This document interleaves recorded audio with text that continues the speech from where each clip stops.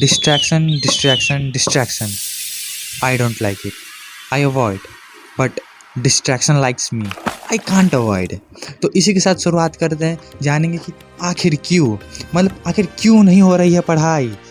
और इस चीज़ को समझने से पहले हमें ये समझना होगा कि आज के टाइम पीरियड में जो सिचुएशन है वो वैसे जो हमारे पापा और दादाजी के टाइम में था एंड गुरुकुल्स के टाइम में था, लाइक काफ़ी पुराना टाइम में, तो वो तीनों पीरियड जो भी है तीनों उस तीनों में डिफरेंस क्या है और हमारा सबसे अलग कैसे है और आखिर क्या था। जैसे कि गुरुकुल के टाइम में अगर हम देखें, एक फोकस्ड माइंड था, लाइक सुबह उठना डेली टाइम पे, एक टाइम पे उठना, सुबह उठ के मेडिटेशन करना, जो भी हो, एक योगा करना, जो भी एक कंसिस्टेंसी के साथ डेली होता था, ना ही कोई संडे, ना ही कुछ, ना ही हॉलीडे।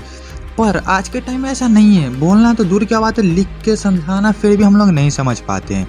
पर अगर हम ध्यान से देखें ना, तो उन लोग अगर हम लाइफ स्टाइल को देखें, लाइफ स्टाइल को देखना ज़्यादा इंपॉर्टेंट है कि उनका क्या लाइफ स्टाइल था एंड डेली करना एक ही चीज़ को, और वो भी एक फोकस्ड के साथ, मतलब जिससे फोकस्ड बढ़ता है, मतलब बॉडी और सोल का रिश्ता काफ़ी जल्दी अच्छे से इम्प्रूव होता है। और जिससे क्या है ना, वो जो बोलते सिर्फ बोल के वो लोग समझ आते थे, उनको ज़्यादा एफर्ट लगाने का ज़रूरत ही नहीं पड़ता था। फिर आया हम लोग के दादाजी का टाइम। उस समय कोई सब मेडिटेशन ये सब करता नहीं था, पर फिर भी उन लोग को जो लिख के पढ़ के बताया जाता था वो लोग समझ जाते थे। तकलीफ उनको भी होता था पर वो लोग समझ जाते थे। क्यों? क्योंकि उनका भी तो फोकस्ड माइंड था ही एक तरीके से, मतलब उस लेवल का डिस्ट्रैक्शन नहीं था। डिस्ट्रैक्शन इन द सेंस कि हम लोग का आज के टाइम में हम लोग के पास सब कुछ है, उसके बावजूद भी कुछ नहीं है। मतलब हम लोग के पास पढ़ने का हर एक मटेरियल है, खाने के लिए कोई दिक्कत नहीं, मतलब हर एक चीज़ मिलता है जो हमें चाहिए। इन जनरल अगर हम बात करें, अगर रियलिटी के साथ हर एक चीज़ मिलता ही है, पर उसके बावजूद भी हम लोग नहीं पढ़ पाते हैं। इसका मेन काज मुझे यही समझ आया कि हम लोग के पास फोकस्ड माइंड ही नहीं है। लाइक अभी मैं पढ़ने के लिए बैठा हूँ और बैठने की जगह पे मैं आपका फ़ोन चला रहा हूँ। जनरली सबका यही रहता है कहानी, पढ़ने की जगह फ़ोन चलाना, इतना ज़्यादा डिस्ट्रैक्टेड माइंड।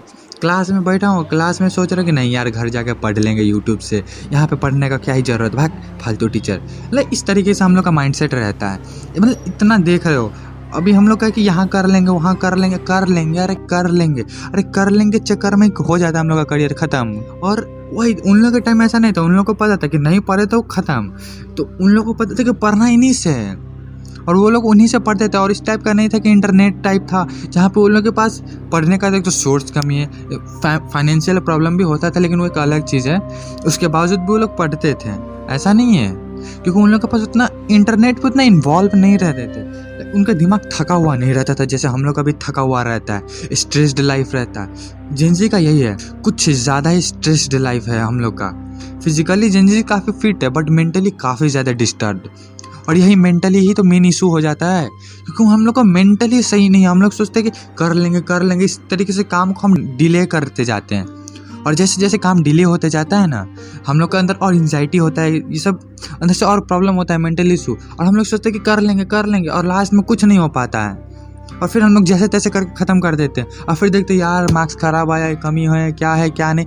सब इशू चालू होता है कि एक तो माइंड का फोकस्ड माइंड है नहीं कि क्या करना है, और दूसरा काम को सही टाइम पे करना नहीं।